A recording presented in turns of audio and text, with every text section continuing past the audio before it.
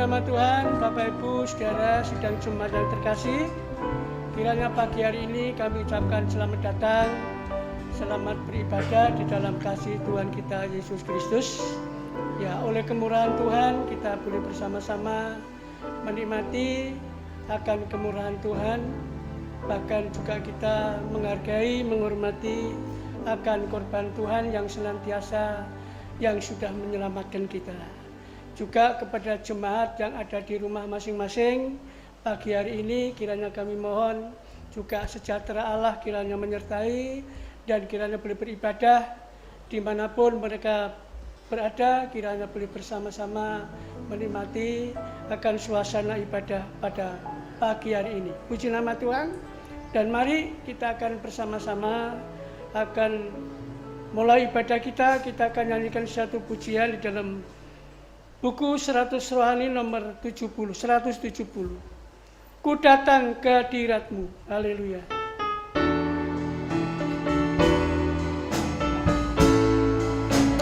Haleluya. Ku datang ke hadirat-Mu membawa pujian.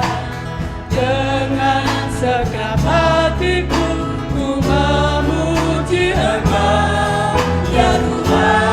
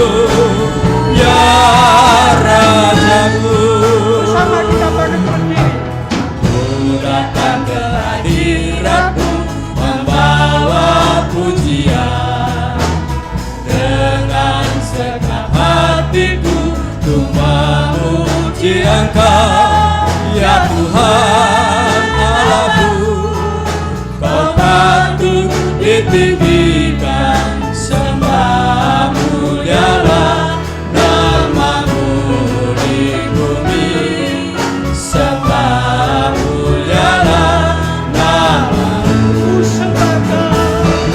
Ku sembah Kau, ku sembah Kau di tempat yang maha tinggi. Puji, hormat, kemuliaan bagi-Mu Tuhan. Ku sembah Kau, ku sembah Kau di tempat yang maha kudus. Allahku, ya Rajaku. Ku sembah Kau, ku sembah Kau di tempat yang maha tinggi.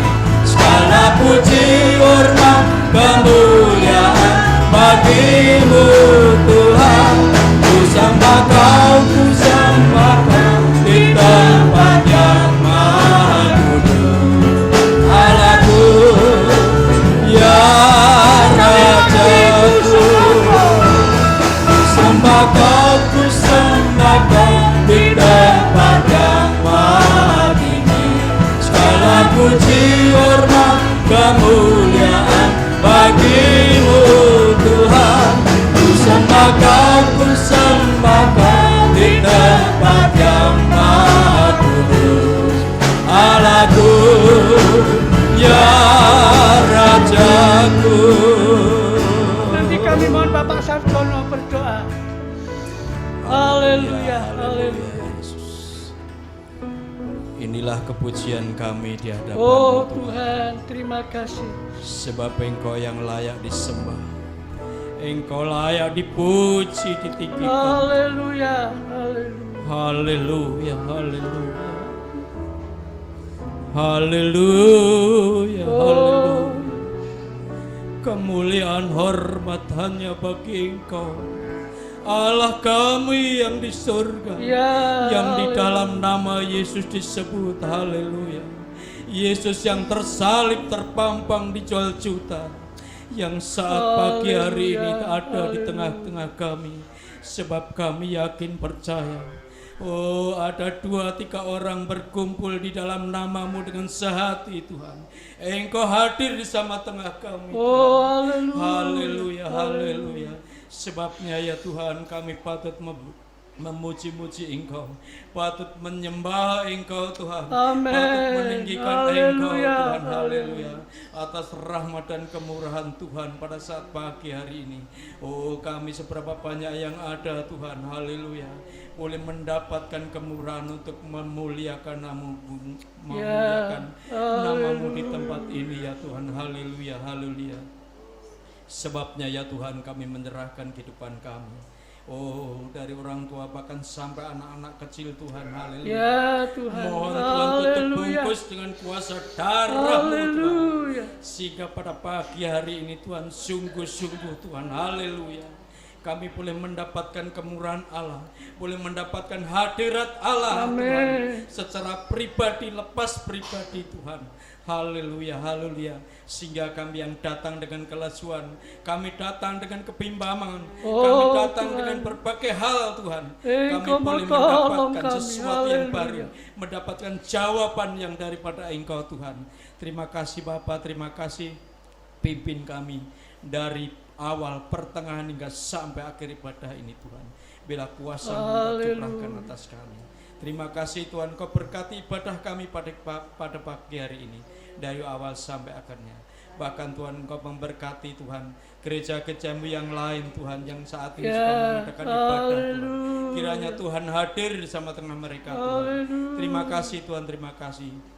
Sekali lagi Tuhan, mohon tutupan kuasa darah-Mu, dan mohon kuasa Roh-Mu memimpin kami dari awal, pertengahan hingga sampai akhirnya. Setiap imam-imam yang melayani Tuhan, urapi Tuhan. Terima kasih Bapa, terima kasih. Kami menyerahkan ibadah kami pada pagi hari ini, dari awal, pertengahan hingga sampai akhirnya, hanya di dalam nama Tuhan kami, Yesus Kristus. Haleluya, amin. Ya silakan duduk, puji nama Tuhan. Saudara-saudara, mari kita datang kepada Tuhan, membawa pujian dengan suasana ya sukacita, sejahtera, ya supaya hidup kita senantiasa kiranya boleh menikmati berkat Tuhan. Ya, mari kita akan bersama nyanyikan satu pujian. Hari ini harinya Tuhan. Haleluya. Haleluya.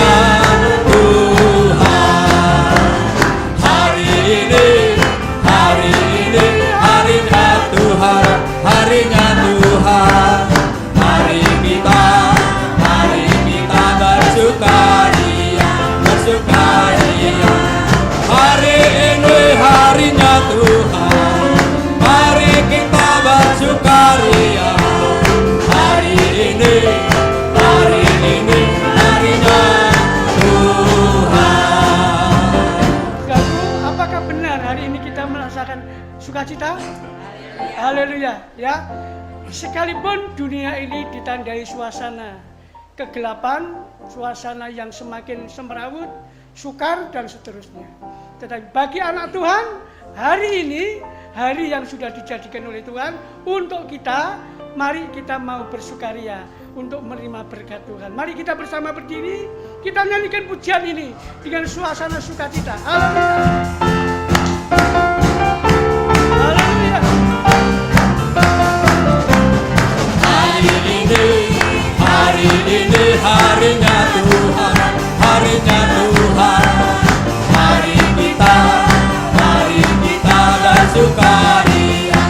bersukaria.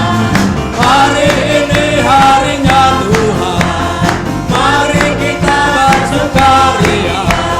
Hari ini harinya Tuhan. Hari ini harinya Tuhan, harinya Tuhan. Mari kita bersukaria, bersukaria. Hari ini harinya Tuhan, mari kita bersukaria. Hari ini harinya. Sekali lagi. Hari ini harinya Tuhan, harinya Tuhan. Mari kita bersukaria, bersukaria. Hari ini harinya Tuhan, mari kita bersukaria. Hari ini harinya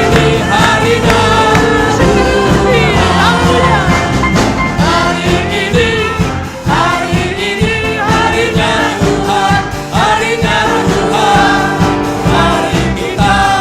Mari kita bersukaria, bersukaria. Hari ini harinya Tuhan, mari kita bersukaria. Hari ini harinya Tuhan. Silakan duduk, puji Tuhan. Ya, kemarin malam kita rencanakan nyanyi ini, saudara ya. Salah satu saudara kita bisa berkata, wah, nyanyian itu kok ya sering dinyanyikan cucu saya. Ya, memang seperti anak-anak kecil suka menyanyi, harinya ini hari Tuhan. Begitu juga kita, sekalipun dikatakan sudah dewasa, sudah tua, ya, mari seperti anak-anak. Itulah yang berkenan kepada Tuhan. Sebab itu, biarlah kita anak-anak Tuhan sungguh-sungguh ya di dalam suasana hari-hari yang semakin mencekam pada saat ini, biar kita tetap senantiasa ya hidup dekat kepada Tuhan, memuji Tuhan. Kalau kita mengalami masa-masa kepicikan, ya berdoa kepada Tuhan. Kalau mengalami suasana ya diberkati, ya sukacita, kita memuji nama Tuhan. Kita sambung pujian kita di dalam buku Psalm nomor 139, Alat Perdamaian. Haleluya.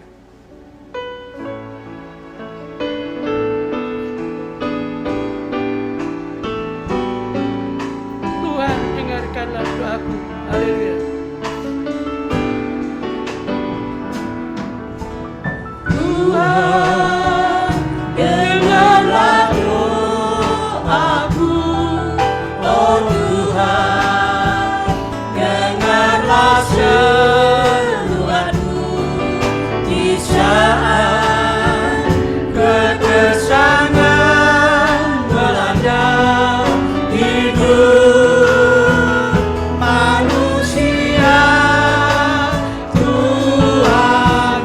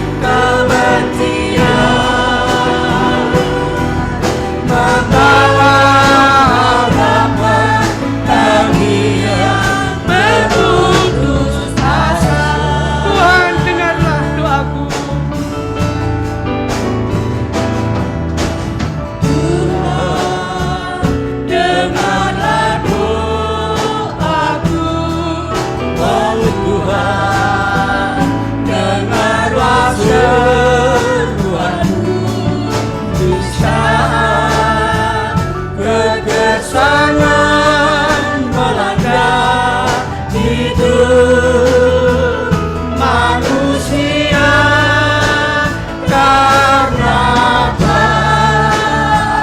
lagi menghargai Quranmu yang amat suci. Katakan kuasa Quranmu yang mampu mengangkat umatmu.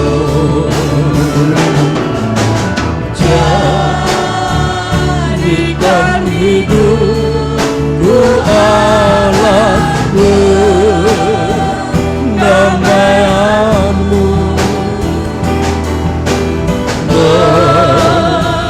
membawa tenang di tengah kegelapan,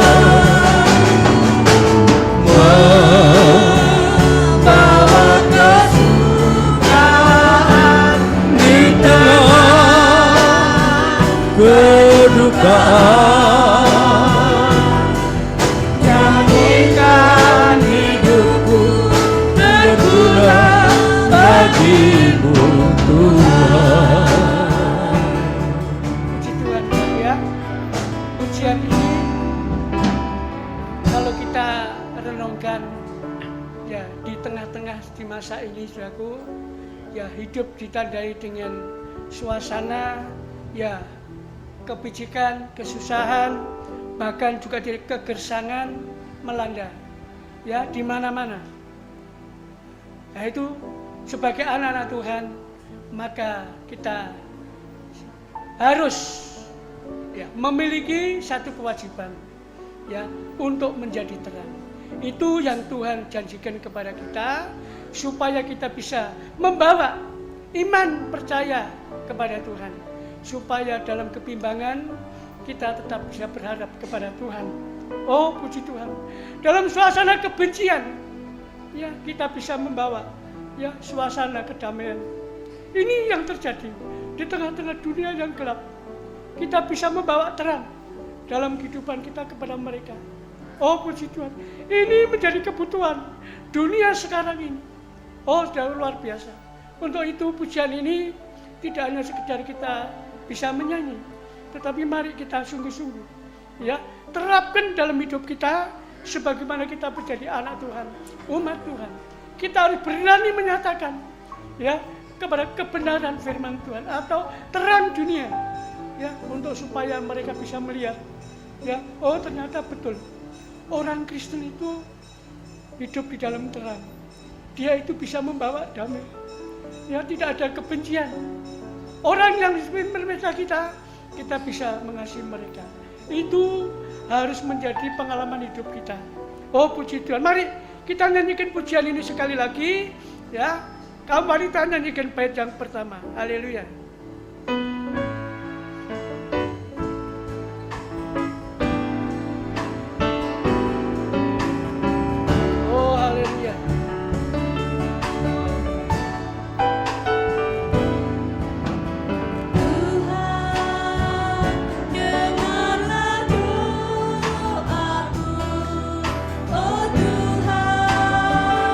Dengarlah seruanku.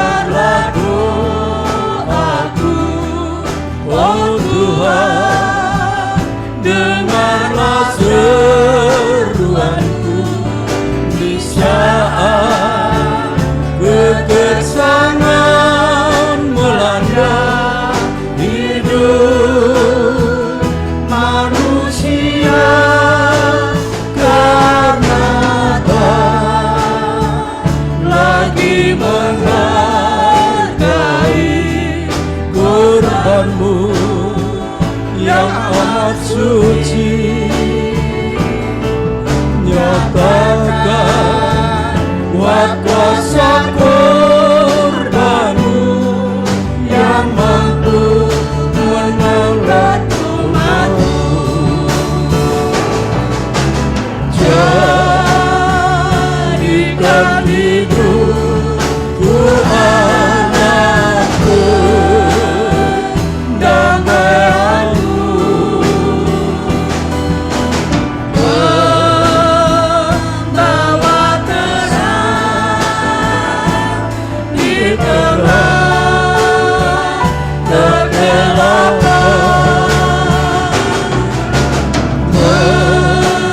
membawa kesukaan di tengah kedukaan. Jadikan hidupku berguna bagimu Tuhan. Saudaraku, kita akan nyanyikan kornya ini, saudaraku ya. Korban Kristus, Dia sanggup dan berkuasa untuk menolong kita. Apapun yang menjadi persoalan kita, korban Kristus sanggup memberikan pertolongan, bahkan juga mengangkat umat Tuhan yang sudah jatuh. Tuhan tidak menghakimi, tidak menyalahkan, tapi justru Tuhan mengasihi untuk mengangkat. Oh, ini harus perlu kita praktekkan dalam kehidupan di akhir zaman ini ya, puji Tuhan. Mari kita nyanyikan kornya ini. Nanti paduan suara Sion akan mempersiapkan diri, mempersembahkan pujian kepada Tuhan. Nanti selesai paduan suara, nanti pelayanan jalan akan diserahkan kepada Bapak Gembala. Kita nyanyikan kornya, jadikan hidupku. Haleluya.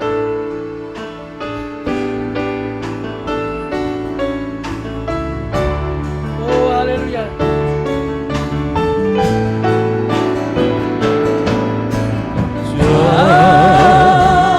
Jadikan hidupku alat pendamaianmu,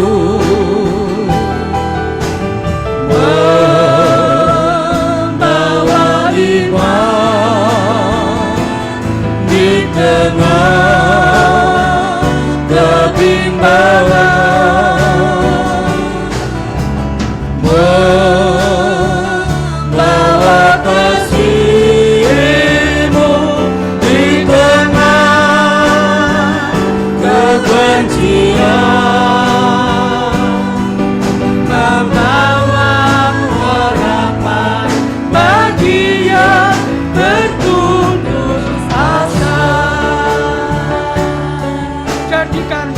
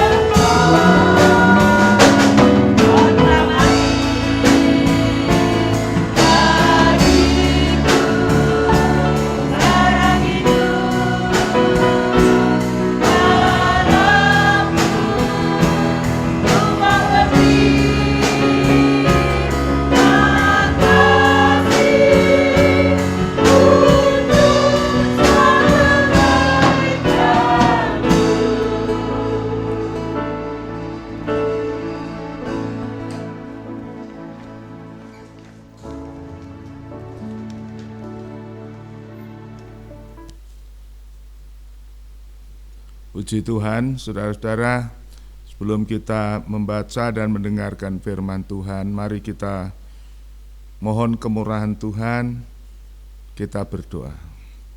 Ya Tuhan, Bapa di dalam sorga, segala puji, hormat, serta syukur kami atur persembahkan ke hadapan hadirat Engkau.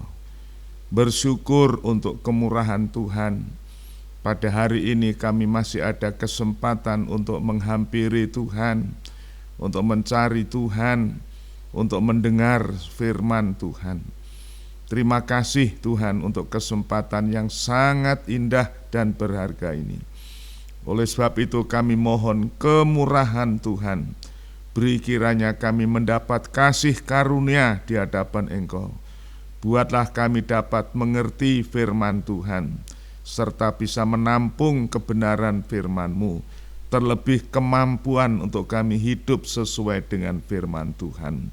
Urapi hamba-Mu ini Tuhan untuk menjadi alat perkakas dalam tangan Tuhan. Kalau tidak ada arti apapun. Tapi kami sungguh mengucap syukur karena firman yang kami beritakan adalah firman yang hidup, firman yang berkuasa, lebih tajam dari pedang bermata dua. Terima kasih untuk janji Tuhan di dalam Yesaya 44 ayat 26 bahwa Tuhan menguatkan perkataan hamba-hamba-Mu. Dan hamba-Mu tidak berbicara menurut hikmat manusia yang dapat meyakinkan, tetapi kami hanya bersandar kepada Roh-Mu yang kudus. Segala puji bagi Tuhan, berkati seluruh jemaat-Mu, anak-anak Tuhan baik yang ada di dalam ruangan, di rumah masing-masing, bahkan dimanapun mereka berada dapat mengikuti ibadah ini. Tuhan berkat-Mu atas mereka. Terpujilah nama Tuhan. Tutup bungkus kami dengan kuat kuasa darah-Mu, dari ujung rambut sampai ujung kaki kami, dan segala roh jahat, roh najis, roh pencuri yang akan mencuri firman Tuhan kami ikat di dalam darah Yesus anak domba Allah, dan di dalam nama Yesus kami usir supaya keluar dari area tempat kami berada. Segala puji bagi Tuhan. Di dalam berkat nama Tuhan Yesus Kristus kami mohon doa kami. Haleluya. Amin. Puji Tuhan, saudara-saudara, bila hari ini Tuhan masih memberi kita kemurahan, kesempatan untuk kita menghampiri Tuhan, mendengar suara Tuhan, adalah hari yang diperkenan Tuhan. Seperti yang tersurat, pada hari Allah berkenan, Allah menyelamatkan. Pada hari Tuhan berkenan, Tuhan menyelamatkan dan menolong kita. Dan pada hari ini, kalau engkau mendengar suara Tuhan, jangan mengeraskan hati. Kiranya kita semua siapkan diri untuk membaca dan mendengarkan firman Tuhan. Di tengah-tengah masa pandemik COVID Corona ini, sungguh-sungguh kita disaring secara alamiah oleh Tuhan bahwa siapa yang bertekun sampai akhir, dia akan diselamatkan. Banyak yang terpanggil, saudara, tetapi sedikit yang terpilih. Bagaimana Allah memisahkan? Inilah yang kita lihat. Secara alamiah Tuhan mengadakan screening, penyaringan. Tuhan mengenal siapa miliknya, siapa yang sungguh-sungguh rindu kepada Tuhan, yang sungguh-sungguh percaya kepada Tuhan. Dia akan mengutamakan untuk datang mendengarkan firman Tuhan. Puji Tuhan. Adapun firman Tuhan pagi hari ini, saudara-saudara, kita akan membaca dalam Injil Yohanes pasal 10. Injil Yohanes pasal 10 ayat 9 dan 10. Demikian firman Tuhan. Akulah pintu. Barang siapa masuk melalui aku, ia akan selamat, dan ia akan masuk dan keluar dan menemukan padang rumput. Pencuri datang hanya untuk mencuri dan membunuh dan membinasakan. Aku datang supaya mereka mempunyai hidup dan mempunyainya dalam segala kelimpahan. Saya tambahkan ayat 11. Akulah gembala yang baik. Gembala yang baik memberikan nyawanya bagi domba-dombanya. Puji Tuhan, saudara-saudara, ini firman Tuhan yang sering kita sudah dengar. Intinya adalah ada dua hal, dua pihak yang menaruh perhatian kepada kita manusia. Pertama adalah pencuri. Pencuri datang untuk mencuri, membunuh, dan membinasakan. Tetapi gembala yang baik datang supaya domba-domba beroleh hidup, bahkan hidup yang berkelimpahan. Dan Tuhan Yesus menegaskan dialah gembala yang baik, dialah pintu. Siapa yang masuk melalui dia, kita mendapatkan keselamatan, masuk keluar mendapatkan padang rumput atau pemeliharaan. Saudara, puji Tuhan, dalam seminggu ini saudara mendengar berita-berita yang sangat mengerikan. Seminggu yang lalu, tepatnya pada hari Sabtu atau hari Jumat yang lalu, kita dikejutkan dengan kecelakaan yang terjadi di atas Kepulauan Seribu atau di Selat Karimata. Saudara, pesawat Sriwijaya jatuh dan puluhan orang, paling tidak 50 atau 60 penumpang beserta kru dan awak pesawat mati. Dan sampai hari ini mungkin belum tuntas dalam evakuasinya. Kemudian saudaraku, kemarin dulu kita dikejutkan di Sulawesi Barat, di Kabupaten Mamuju, Majene, terjadi gempa yang cukup dahsyat, saudaraku. Banyak gedung yang hancur, bahkan rumah sakit runtuh, dan banyak jiwa yang mati, saudaraku. Puji Tuhan. Saudara, ini menggenapi bahwa iblis itu tujuannya adalah untuk membunuh dan membinasakan. Dia pembunuh manusia pertama dengan berbagai cara. Apalagi kalau kita membaca Alkitab, saudaraku, waktunya ini sudah sangat dekat, hampir, sehingga dia makin nekat, bahasa Jawa makin kalap, makin berusaha begitu rupa membunuh manusia sebanyak-banyaknya. Di samping COVID Corona sudah berapa ribu, bahkan ratusan ribu yang Tuhan panggil. Saudara, ini firman Tuhan pagi hari ini mengingatkan kita. Itulah pekerjaan iblis, si pencuri itu, saudaraku. Ya, 3 tahap yang dia lakukan, yaitu si pencuri itu datang untuk mencuri, untuk membunuh, dan membinasakan. Mencuri, apa yang dicuri, saudaraku? Yang dicuri pertama-tama adalah damai sejahtera, sukacita kita, rasa aman kita dicuri. Tetapi terutama yang dicuri adalah iman kita. Bagaimana dia mencuri iman kita?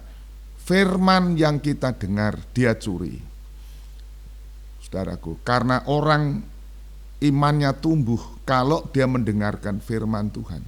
Sehingga kalau firman yang didengar tidak dapat dimengerti, maka dia curi, saudaraku. Seperti perumpamaan Tuhan Yesus dalam Matius 13. Sang penabur itu menabur, 25% jatuh di pinggir jalan, 25% jatuh di batu-batu, sebagian lagi jatuh di semak duri. sebagian jatuh tanah yang baik. Khusus yang jatuh di pinggir jalan itu, dalam Injil Matius 13 Tuhan Yesus menjelaskan, itulah orang yang mendengar firman tentang kerajaan sorga tapi tidak mengerti. Lantas datang roh najis, burung-burung itu mengambil atau mencuri atau merampas firman itu, sehingga orang itu tidak bisa percaya, tidak bisa diselamatkan. Itulah caranya iblis mencuri, saudaraku. Ya, pencuri. Kemudian iman kita akan mati, dibunuh. Kalau iman kita tidak ada, maka orang itu akan binasa. Kalau dia hanya membunuh secara tubuh, Tuhan berkata, tidak usah takut. Tetapi yang patut kamu takuti adalah dia yang telah membunuh, membuang ke dalam neraka. Itu kebinasaan. Dan inilah target daripada iblis. Tetapi puji Tuhan, saudaraku, ya, Tuhan Yesus menampilkan diri sebagai gembala yang baik, bahkan sebagai pintu kepada keselamatan. Akulah pintu, siapa yang masuk melalui aku, dia akan selamat dan masuk keluar mendapat padang rumput atau pemeliharaan. Tapi dia genapi, akulah gembala yang baik. Gembala yang baik menyerahkan, memberikan nyawanya untuk domba-domba. Puji Tuhan, saudaraku. Inilah inti daripada berita firman Tuhan pagi hari ini. Betapa kita patut bersyukur sebagai anak-anak Tuhan, kita yang seharusnya sudah jatuh ke dalam tangan pencuri dan perampok itu, tetapi dia datang untuk menolong kita. Maka untuk mereferensi atau untuk menjelaskan firman Tuhan ini, saudaraku, saya akan menguraikan lewat Injil Lukas pasal yang ke-10. Lewat Injil Lukas pasal 10 ayat 30 sampai 35. Demikian firman Tuhan. Lukas pasal yang ke-30 pasal 10 ayat yang ke-30. Demikian firman Tuhan. Jawab Yesus, adalah seorang yang turun dari Yerusalem ke Yeriko. Ia jatuh ke tangan penyamun-penyamun yang bukan saja merampoknya habis-habisan, tetapi yang juga memukulnya, dan sesudah itu pergi meninggalkannya setengah mati. Kebetulan ada seorang imam turun melalui jalan itu. Ia melihat orang itu, tetapi ia melewatinya dari seberang jalan. Demikian juga seorang Lewi datang ke tempat itu, tetapi ia melihat orang itu, ia melewatinya dari seberang jalan. Lalu datang seorang Samaria yang sedang dalam perjalanan ke tempat itu. Dan ketika ia melihat orang itu, tergeraklah hatinya oleh belas kasihan. Ia pergi kepadanya, lalu membalut luka-lukanya. Sesudah ia menyiraminya dengan minyak dan anggur, kemudian ia menaikkan orang itu ke atas keledai tunggangannya sendiri, lalu membawanya ke tempat penginapan dan merawatnya. Keesokan harinya ia menyerahkan 2 dinar kepada pemilik penginapan itu. Katanya, rawatlah dia, dan jika kau belanjakan lebih dari ini, aku akan menggantinya waktu aku kembali.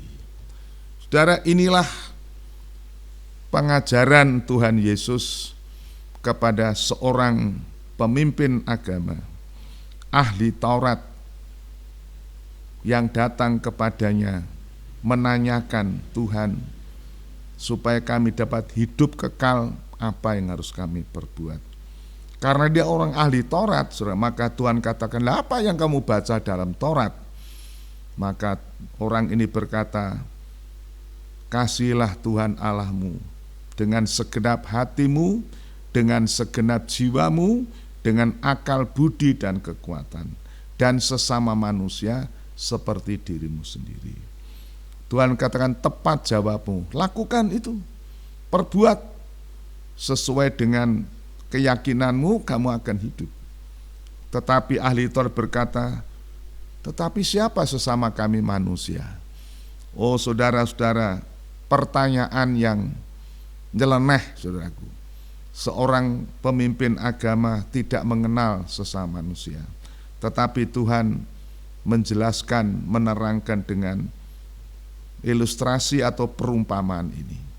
Saudara, kalau kita membaca firman, perumpamaan bagi saya itu lebih doktrinal, lebih mengarah kepada suatu pengajaran, karena itu sudah di scan atau begitu rupa. Maka kita perhatikan bagaimana Tuhan Yesus memberikan perumpamaan ini kepada seorang pemimpin agama ini, supaya mengerti jalan keselamatan, supaya mengerti kehidupan. Saudara, kemudian firman Tuhan katakan seperti ini, lalu jawab Yesus, ada seorang yang turun dari Yerusalem ke Yeriko. Saudara, ini gambaran yang jelas. Ada seorang yang turun dari Yerusalem ke Yeriko. Tadi di dalam Yohanes pasal 10 ayat 10 mengatakan, pencuri itu datang untuk mencuri, membunuh dan membinasakan. Tapi dalam praktek kapan seorang dapat dicuri atau dapat dibunuh, dapat dibinasakan? Dalam cerita ini atau dalam perumpamaan ini, Tuhan Yesus menggambarkan siapa yang dapat dicuri atau dibunuh oleh iblis itu. Rasul Petrus di dalam 1 Petrus pasal 5 ayat 8 mengatakan, waspada, berjaga-jaga, iblis lawanmu itu berjalan seperti singa yang mengaum, mencari siapa yang dapat dilulurnya. Artinya, saudaraku, singa mencari kelengahan, singa mencari orang yang memang dapat dilulurnya. Orang yang berjaga-jaga tentu tidak dapat. Nah, di sini kita adalah seorang yang turun dari Yerusalem ke Yeriko. Kalau saudara melihat peta Palestina tentunya, antara Yerusalem ke Yeriko itu tidak begitu jauh. Tetapi rupanya jalannya menurun. Nah, kata turun dari Yerusalem ke Yeriko ini sekaligus menunjukkan kepada kita, orang ini meninggalkan kota Yerusalem. Kota Yerusalem itu kota damai, kota persekutuan, ya, kota di mana ada bait Allah di sana, artinya tempat orang beribadah. Sementara kota Yeriko itu kota industri atau kota dagang. Kita melihat Sakeus ada di sana, Bartimeus ada di sana. Bartimeus yang buta, miskin dan najis itu ada di sana. Dan di dalam kitab 2 Raja-Raja dikatakan Yeriko itu kotanya indah, baik, tetapi airnya tidak baik. Padahal air itu adalah kehidupan manusia. Tapi kalau airnya tidak baik, maka dikatakan ada banyak orang yang mati di sana.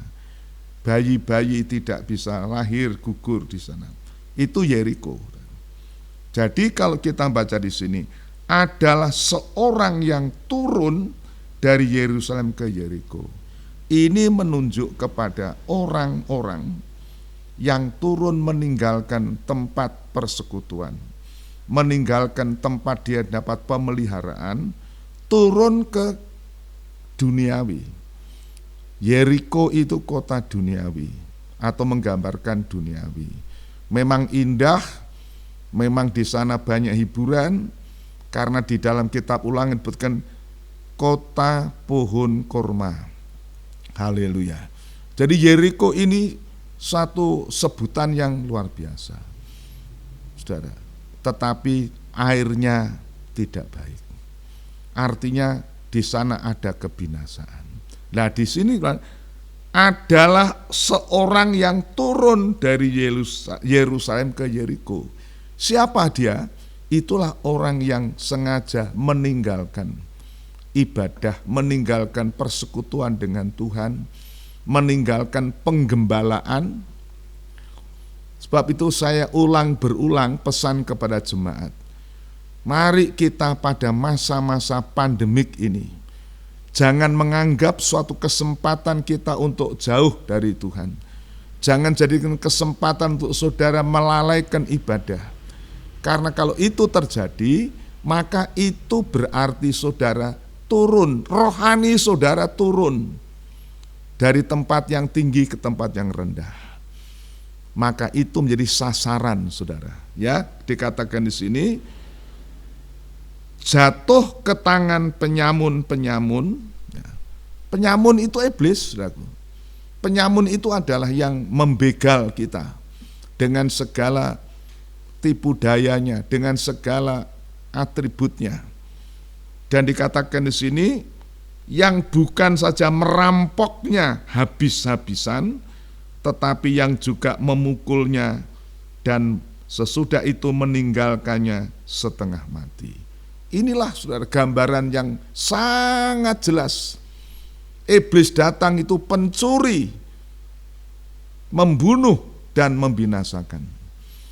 Pencuri dan perampok itu dalam Yohanes 10 itu Tuhan katakan, pencuri dan perampok itu satu kelas, saudaraku. Jadi iblis itu datang merampok, dan orang yang turun ke bawah itu menjadi sasaran, saudaraku. Orang yang meninggalkan Yerusalem menuju ke ini sasaran. Jadi siapa yang dapat dilulur, siapa yang dapat ditelan oleh iblis? Orang yang tidak dekat dengan Tuhan. Orang yang pada masa-masa sukar ini tidak mendekat kepada Tuhan, tapi malah menjauh dari Tuhan. Mereka mencari pertolongan kepada manusia.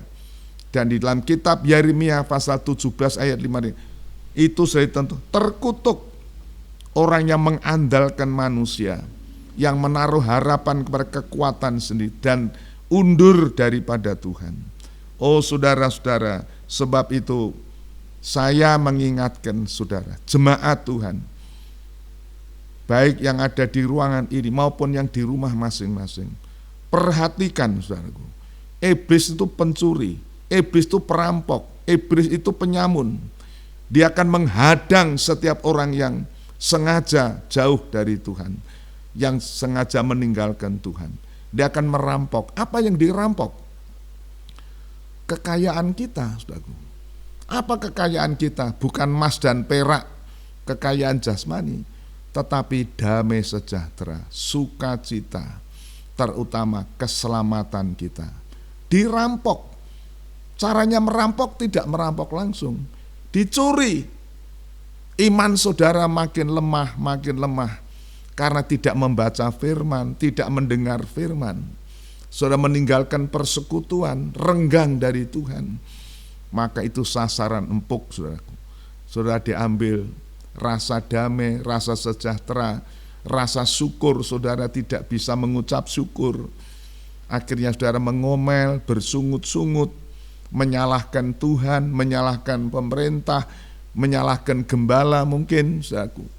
Atau istri menyalahkan suami, atau sebaliknya. Sehingga akhirnya terjadi. Dan kalau tidak segera kembali kepada Tuhan, maka kita bisa ditinggalkan hampir mati, setengah mati, saudaraku. Tidak ada yang bisa menolong. Kita membaca ini di dalam Lukas pasal 10 dikatakan orang yang sudah jatuh ke tangan penyamun ini dirampok habis-habisan. Tidak ada sesuatu, tinggal mungkin pakaian di badan, saudara. Ditinggalkan setengah mati. Setengah mati artinya setengah sudah mati, saudara. Kalau tidak ditolong ya pasti mati. Maka siapa yang bisa menolong saudara? Ada orang yang diharapkan, imam. Imam kebetulan lewat di situ, saudaraku. Imam itu pemimpin agama. Imam itu tokoh, saudara. Tetapi waktu melihat orang ini, dia melintas, menghindar, melewati ke seberang jalan. Saudara, artinya apa? Tidak bisa menolong. Juga orang Lewi. Orang Lewi itu orang-orang aktivis.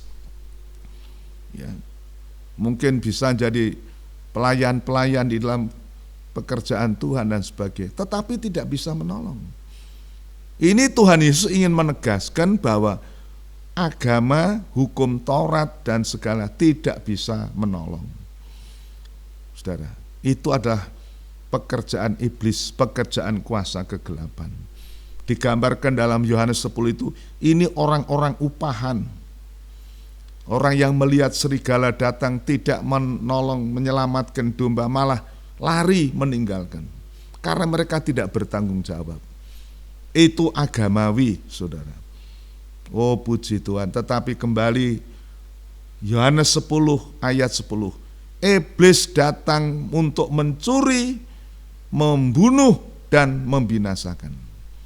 Itu targetnya iblis, saudaraku, untuk membunuh manusia sebanyak-banyaknya dengan berbagai cara.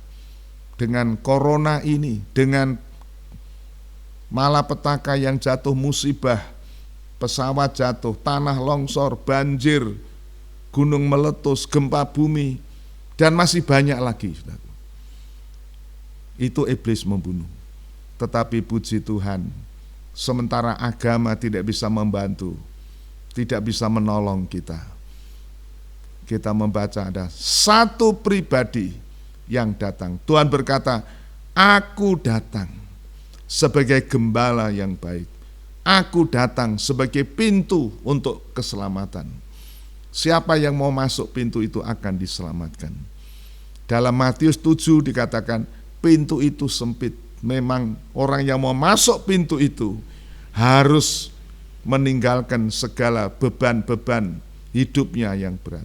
Dia seorang datang. Yang datang kepadanya tidak ditolak, tidak akan dibiarkan pergi. Saudara, puji Tuhan, inilah Tuhan Yesus. Dia menggambarkan dirinya seperti seorang Samaria. Orang Samaria siapa tuh? Orang Samaria itu bukan orang Israel. Orang Samaria ini di mata orang Yahudi, di mata orang Farisi, di mata orang ahli Taurat adalah satu bangsa yang hina, bahkan dikatakan anjing. Dan Yesus pernah dikatakan orang Samaria. Orang-orang Farisi mengatakan, kamu ini orang Samaria, orang keluaran, orang asing.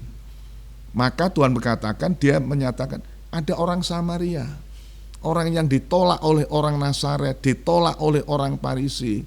Tetapi saudara lihat, dikatakan di sini kebetulan ada seorang Samaria.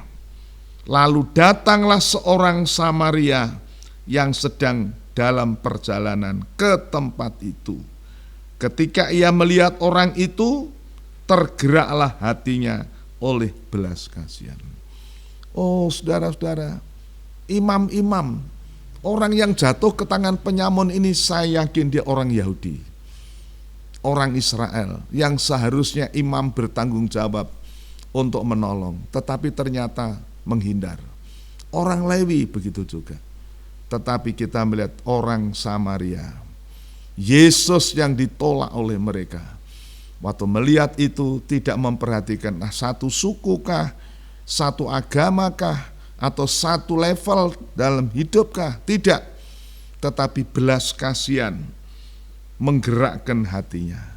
Oh, inilah kasih Allah kepada kita manusia yang telah jatuh di dalam dosa, jatuh ke tangan penyamun, yang kita dirampok habis-habisan, kita ditelanjang bulat, saudaraku, ditinggal hampir mati, sudah di pintu gerbang neraka.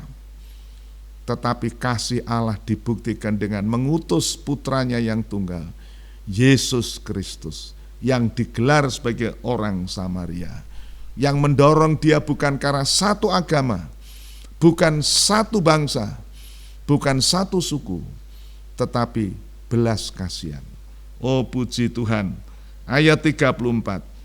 Ia pergi kepadanya lalu membalut lukanya, sesudah ia menyiraminya dengan minyak dan anggur. Inilah perbuatan orang Samaria ini terhadap orang yang malang, orang yang celaka ini, hampir mati. Pertama-tama dia menunjukkan perhatiannya, belas kasihannya. Dia katakan dia menyiram lukanya itu dengan minyak dan anggur. Ya, saudara, saya tidak terlalu ahli di dalam soal kimia, tetapi konon air anggur itu mempunyai satu kemampuan untuk membasmi bakteri-bakteri, kuman yang menyebabkan luka, bisa menyebabkan infeksi dan sebagainya. Minyak membuat luka yang kering bisa rileks, lemas begitu.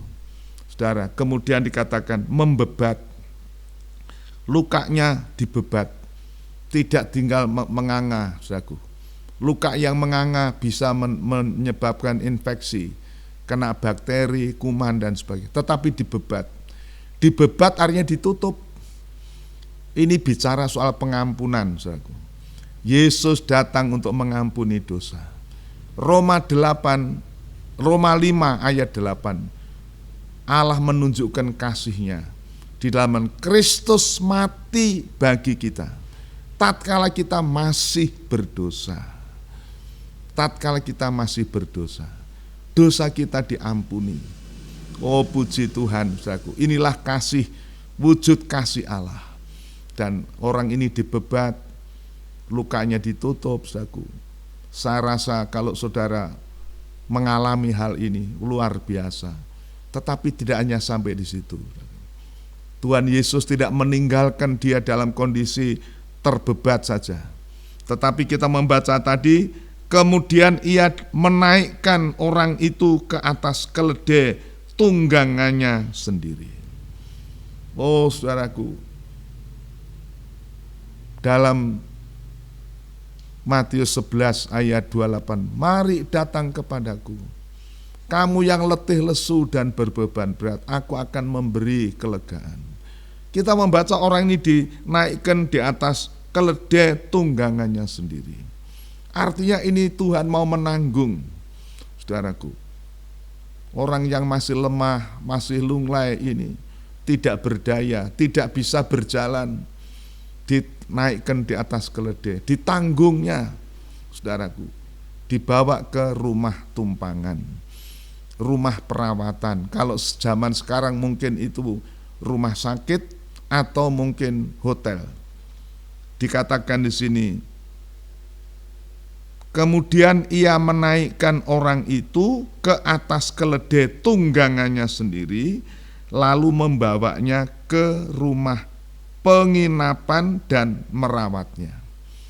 Penginapan dan merawat. Ya kalau sekarang ya tentunya ini rumah sakit, saudaraku. Dia dirawat, lukanya mungkin diobati lebih intensif, ya, diberikan makanan bergizi, dirawat di tempat pemondokan itu. Tetapi yang jelas ini ditampung di tempat perawatan, di mana dia dipelihara di sana, saudaraku. Oh puji Tuhan. Dan kita membaca di sini, keesokan harinya ia menyerahkan 2 dinar kepada pemilik penginapan itu. Oh puji Tuhan, saudara. Kita membaca Tuhan itu menolong kita secara holistik, secara sempurna. Dia tidak hanya menyelamatkan jiwa kita, tetapi juga tubuh jasmani kita. dirawat saudaraku. Oh puji Tuhan, inilah menggambarkan persekutuan orang-orang kudus. Katakan gereja Tuhan.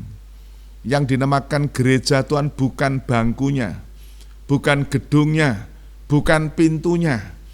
Dan itu terbukti sekarang ini, saudaraku.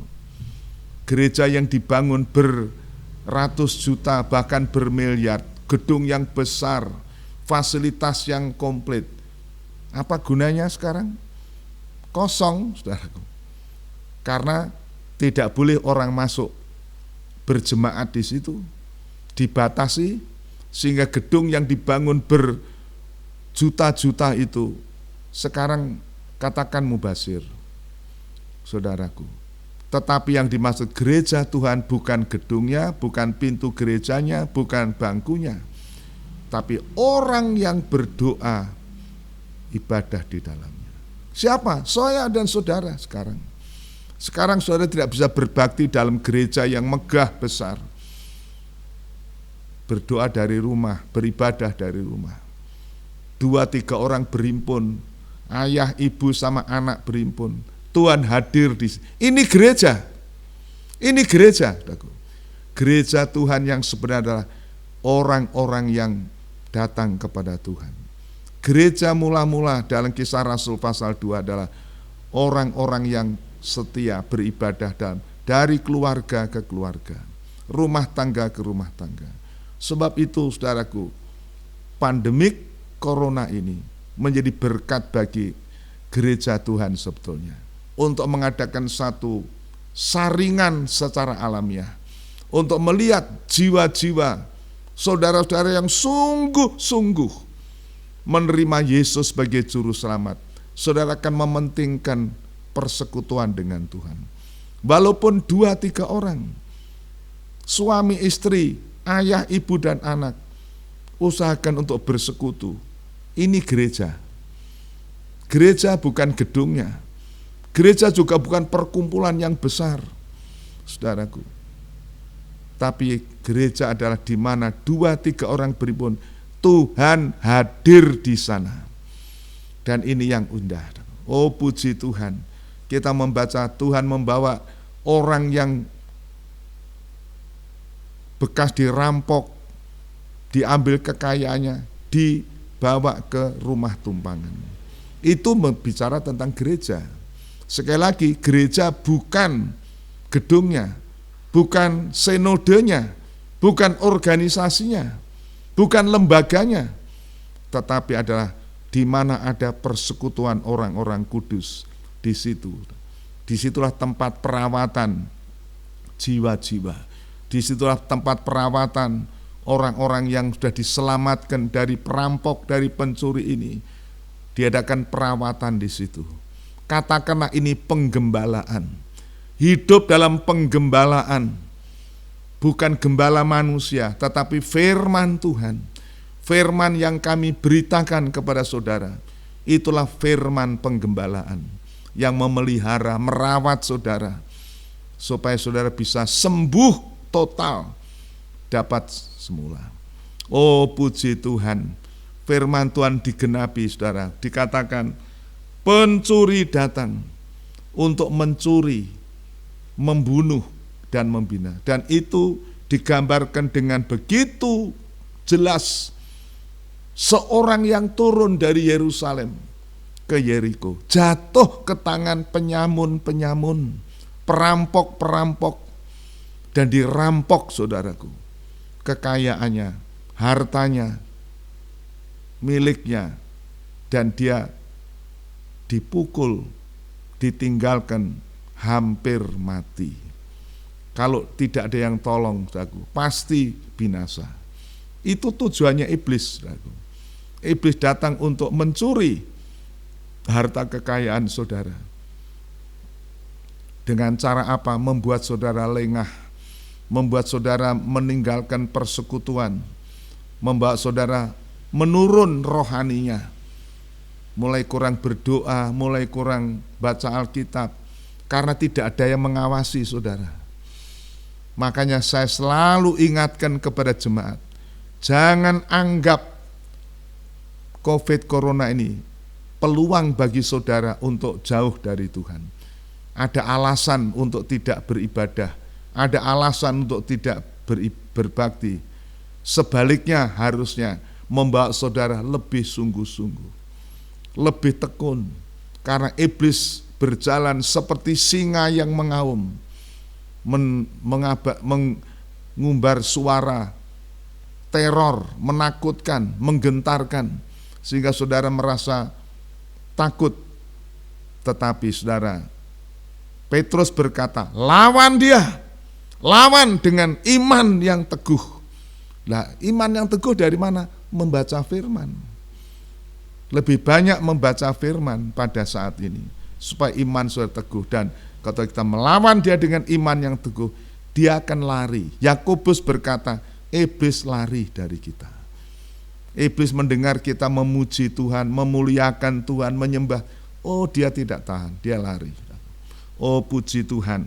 Saudara, puji Tuhan. Itulah kita melihat Yohanes 10 ayat 10 ini diuraikan dengan begitu jelas di dalam Lukas 10 ayat 30 sampai 35 ini. Saudara, siapa orang Samaria? Itulah Tuhan Yesus. Dia datang sebagai gembala yang baik. Dia rela menyerahkan nyawa untuk dia. Saudara bisa menggambarkan perampok yang meninggalkan orang yang dirampok itu, pasti dia mengamat-ngamati siapa yang datang. Mungkin dia bisa merampok juga orang yang akan menolong. Tapi ternyata Tuhan Yesus mengabaikan hal itu. Dia rela menyerahkan nyawa demi untuk menyelamatkan orang yang celaka ini, dan dibawa ke rumah tumpangan. Dan rumah tumpangan itu, saya katakan, itulah menggambarkan gereja dalam tanda petik. Gereja bukan sinodenya, gereja bukan lembaganya, gereja bukan gedungnya, tapi gereja adalah persekutuan orang-orang kudus yang menerima firman, yang bertekun dalam pengajaran, bertekun dalam persekutuan, bertekun di dalam doa. Di situ tempat untuk perawatan jiwa-jiwa. Saudara tergembala di situ, terawat di situ. Dan yang tekun seperti ini, saya membaca selanjutnya, saudaraku, di dalam Lukas 10 ayat 35. Keesokan harinya, ia, orang Samaria itu, menyerahkan 2 dinar kepada pemilik penginapan itu. Katanya, rawatlah dia, dan jika kau belanjakan lebih dari ini, aku akan menggantinya waktu aku kembali. Oh saudara-saudara, ini janji kepada pemilik penginapan itu yang dipasrai untuk merawat, untuk memelihara, memberi tumpangan. Kalau pengeluarannya lebih daripada 2 dinar itu, dia berjanji waktu dia kembali akan mengganti. Saudara, apakah arti perumpamaan ini? Saudara? Inilah janji Tuhan Yesus, imam besar, kepala gereja. Dia yang memberikan mandat kepada gereja Tuhan, persekutuan orang-orang kudus yang rela tekun merawat jiwa-jiwa supaya terpelihara. Mungkin banyak pengorbanan, banyak pengeluaran. Tuhan kasih modal 2 dinar. 2 dinar itu kalau kita membaca dalam segi upah adalah upah buruh harian 1 dinar 1 hari. Berarti itu ada double, saudaraku. Tetapi juga ini bicara tentang pemeliharaan yang cukup lewat Alkitab, perjanjian lama, perjanjian baru. 2 dinar. Kalau kita hamba-hamba Tuhan, gembala-gembala sidang, para pemberita Injil, menggunakan Alkitab ini cukup untuk memelihara, cukup untuk menggembalakan jiwa-jiwa ini, saudaraku. Kalau lebih, Tuhan berkata, nanti aku akan ganti waktu kembali. itulah pahala bagi orang-orang yang setia melayani. Saudara, Rasul Paulus waktu dia pada akhir hidupnya, dalam 2 Timotius 4 ayat 8 dikatakan, saat kematianku sudah dekat, sekarang aku melihat mahkota kebenaran disediakan bagiku oleh Tuhan, hakim yang adil, bukan hanya kepadaku tetapi kepada setiap orang yang merindukan kedatangannya. Oh saudara, ini adalah janji Tuhan untuk gereja-gereja, persekutuan-persekutuan, hamba-hamba Tuhan, gembala-gembala sidang yang dengan setia merawat jiwa-jiwa supaya mereka tidak jatuh ke tangan penyamun. Mereka dirawat supaya tidak sakit, dirawat supaya tidak binasa. Nanti waktu Tuhan datang kembali, Dia akan membawa pahala bagi kita. Upah kita disediakan. Oh luar biasa saudaraku. Firman Tuhan pada pagi hari ini mengingatkan kita, saudara berada dalam satu posisi di mana sudah diincar oleh perampok, penyamun, pencuri. Dia mencari kelengahan saudara. Waktu saudara coba renggang dari Kristus, meninggalkan Yerusalem, turun ke Yeriko. Ini kesempatan yang empuk bagi iblis untuk merampok saudara. Saya membaca dalam kitab Bilangan pasal 25 bahwa orang Amalek itu mencari kelemahan orang-orang Israel, yaitu yang di bagian belakang, yang lemah, yang posisinya di belakang, tidak maju, saudaraku. Pada saat itu dia hantam dari belakang. Kalau saudara mau tahu, orang-orang yang menjadi sasaran kuasa gelap, orang-orang yang mundur dari Tuhan, orang-orang yang tidak setia, tidak berbakti. Sebab itu saya ingatkan jemaat Tuhan yang saya gembalakan, mari dalam masa-masa sukar ini, mari kita mau tetap setia, maju bagi Tuhan. Walaupun mungkin saudara tidak segiat yang diharapkan, tetapi kalau saudara tetap setia maju bagi Tuhan. Firman Tuhan berkata dalam Injil Matius 24, siapa yang bertekun sampai akhir, bertahan sampai akhir, dia akan diselamatkan. Oh puji Tuhan. Dan saudara, pada hari ini firman Tuhan akan dibarengi dengan perjamuan kudus.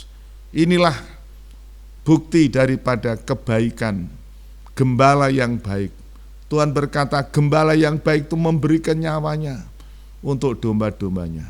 Dalam Yohanes pasal 6 mengatakan, itulah tubuh dan darahku, menjadi makanan yang sungguh-sungguh, minuman yang sungguh-sungguh.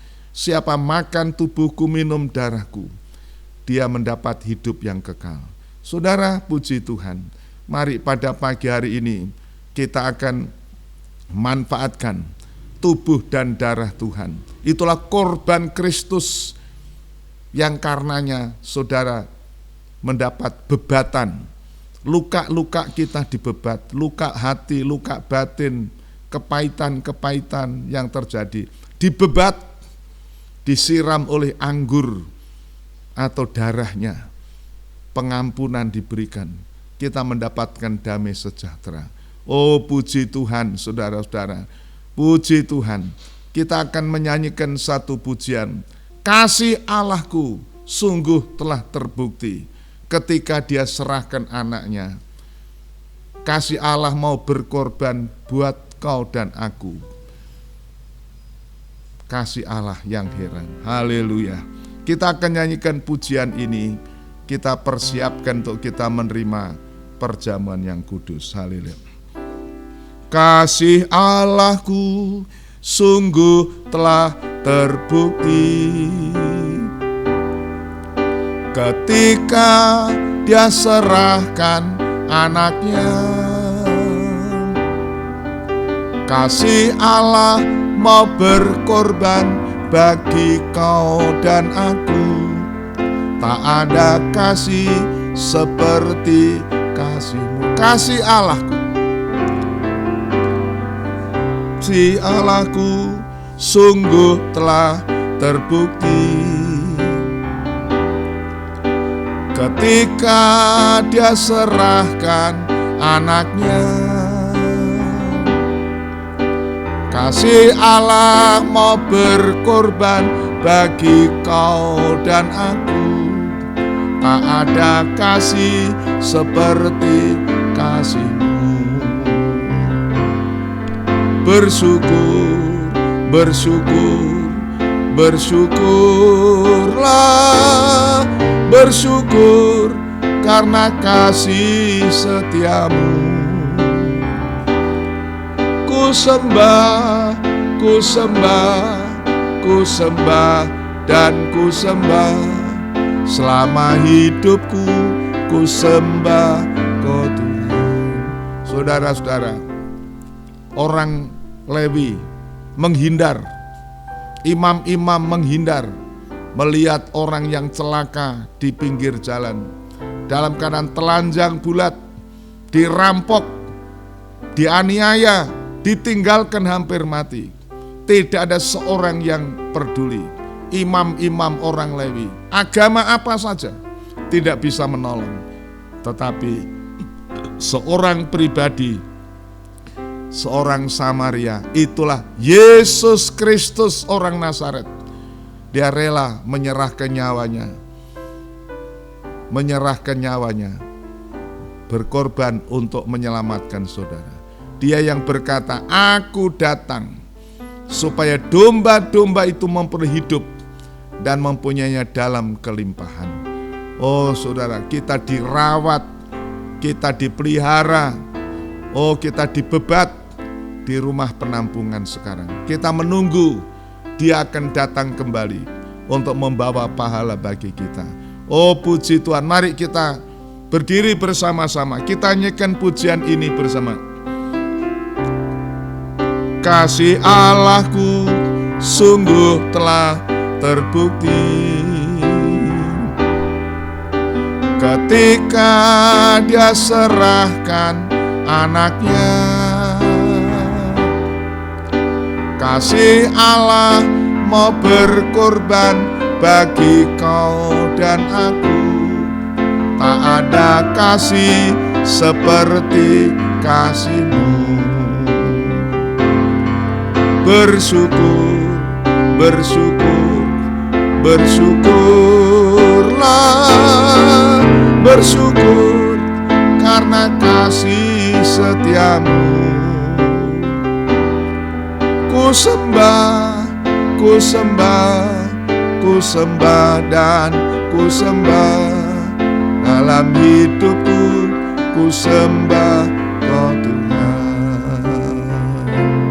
Saudara, mari kita akan persiapkan diri kita menyambut kasih Allah yang dibuktikan dengan penumpahan darahnya. Perjamuan kudus ini mengingatkan kita kepada kasih Allah bagi kita. Dia sediakan tubuh dan darahnya untuk merawat kita sampai Dia datang kembali pada kali yang kedua. Haleluya. Mari kita menyanyi dengan sungguh-sungguh, dengan menyembah Tuhan. Kasih Allahku sungguh telah terbukti ketika Dia serahkan anaknya. Kasih Allah mau berkorban bagi kau dan aku.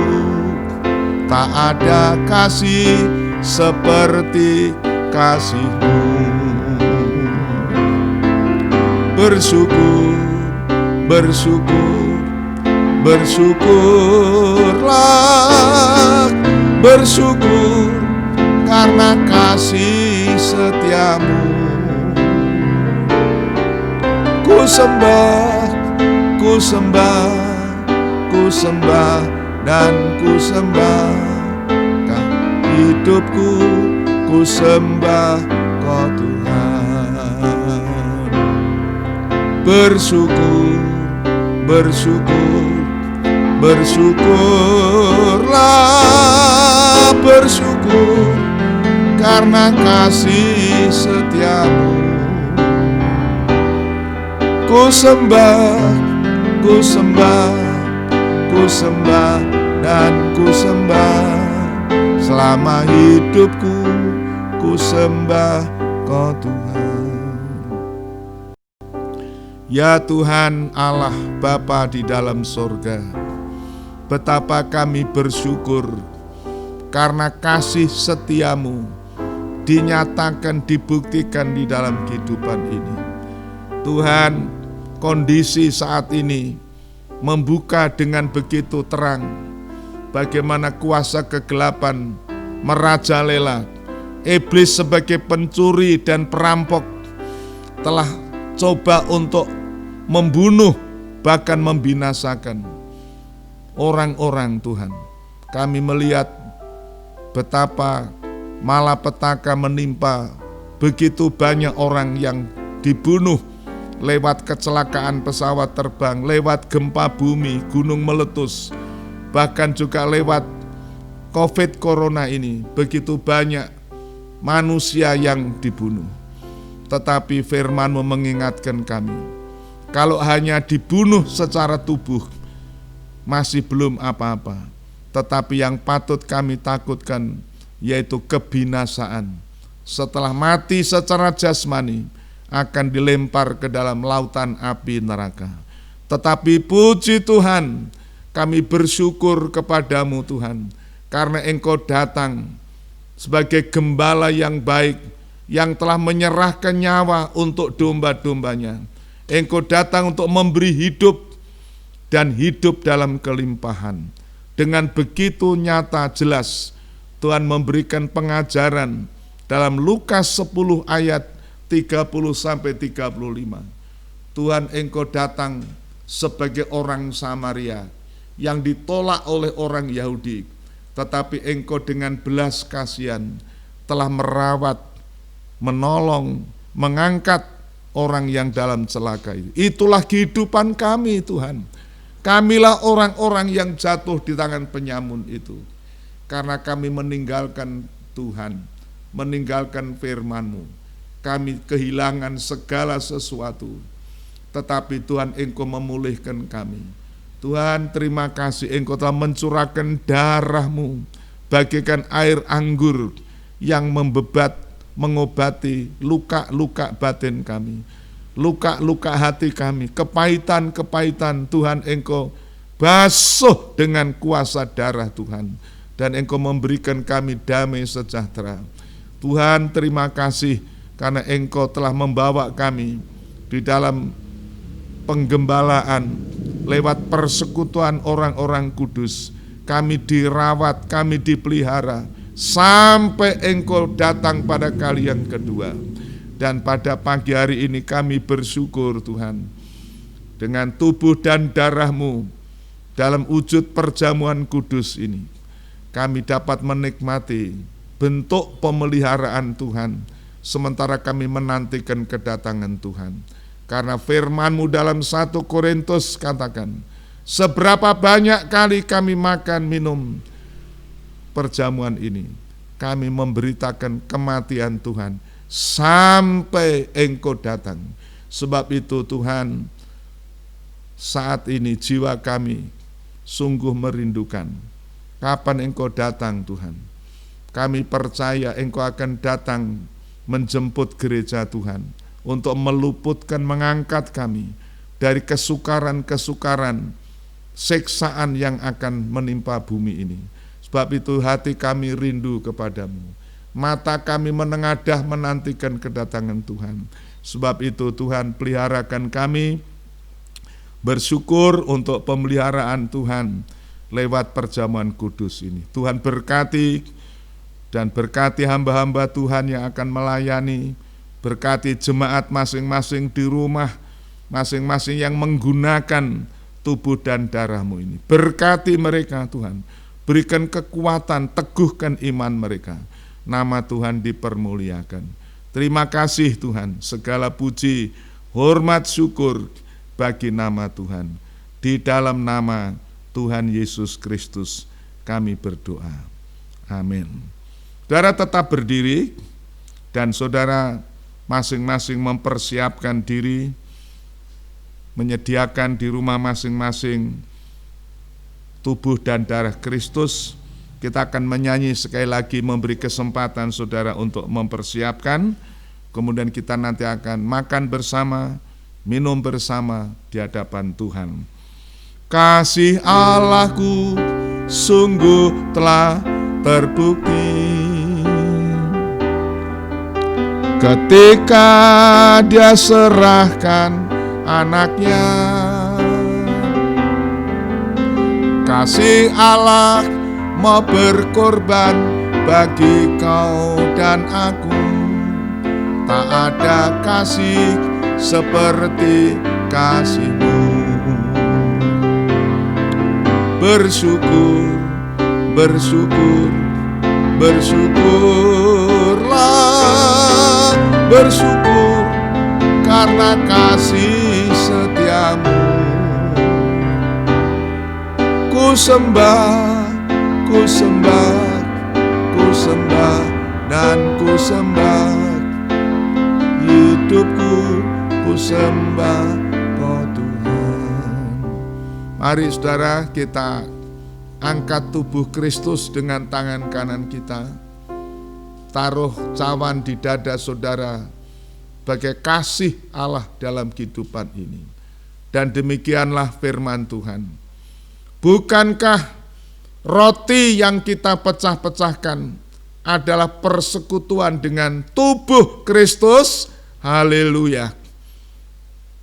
Sebab apa yang telah kuteruskan kepadamu telah aku terima dari Tuhan, yaitu bahwa Tuhan Yesus pada malam waktu Ia diserahkan, Dia mengambil roti, mengucap syukur atasnya, dan dipecah-pecahkannya dan berkata, inilah tubuhku yang diserahkan bagi kamu, perbuatlah ini menjadi peringatan akan daku.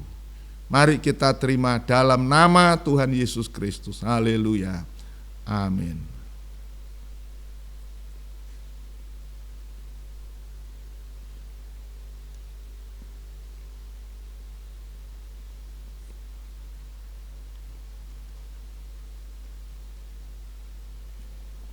Mari kita angkat cawan. Demikianlah firman Tuhan. Bukankah cawan pengucapan syukur yang atasnya kita ucapkan syukur adalah persekutuan dengan darah Kristus? Haleluya. Demikian juga Ia mengambil cawan setelah makan lalu berkata, cawan ini adalah perjanjian baru yang dimeteraikan oleh darahku. Perbuatlah ini setiap kali kamu meminumnya menjadi peringatan akan daku. Kita minum bersama dalam nama Tuhan Yesus. Haleluya.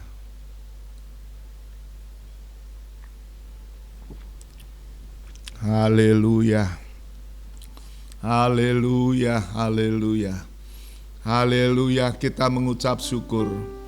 Bapa di dalam sorga, mengucap syukur untuk pelayanan perjamuan kudus siang hari ini, di mana Tuhan memberikan kami memanfaatkan, menggunakan tubuh dan darah-Mu menjadi perlindungan, pemeliharaan bagi kami di masa-masa yang sukar ini, di saat di mana iblis berusaha begitu rupa untuk membunuh dan membinasakan manusia dengan berbagai-bagai cara. Tetapi kami bersyukur, Engkaulah gembala yang baik. Gembala yang baik sudah menyerahkan nyawa untuk domba-dombanya, supaya kami terpelihara.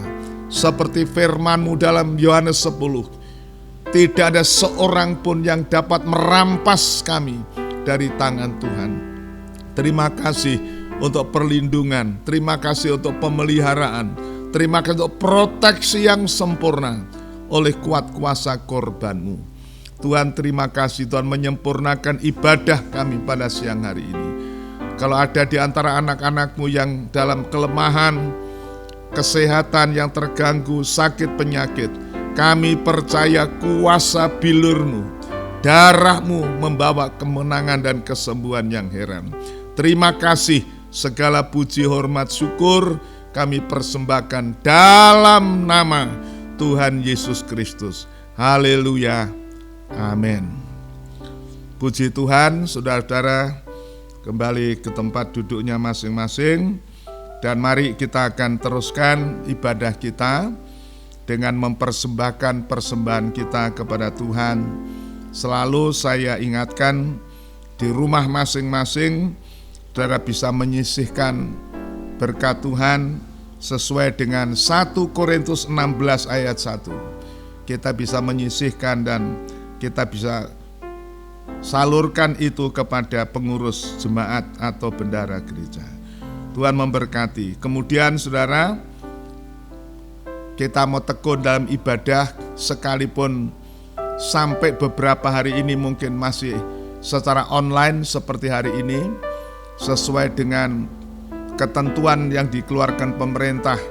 Kita masih sampai tanggal 25 Januari ini diberlakukan PSBB untuk Jawa dan Bali.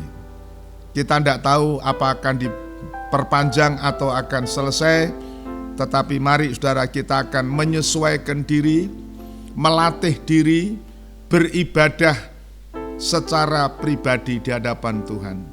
Walaupun saudara tidak bisa kumpul di dalam gereja, di dalam keluarga masing-masing, saudara berhimpun bersama dengan sikap yang takut dan hormat kepada Tuhan, sehingga saudara berpakaian yang rapi, beribadah sebagaimana mestinya.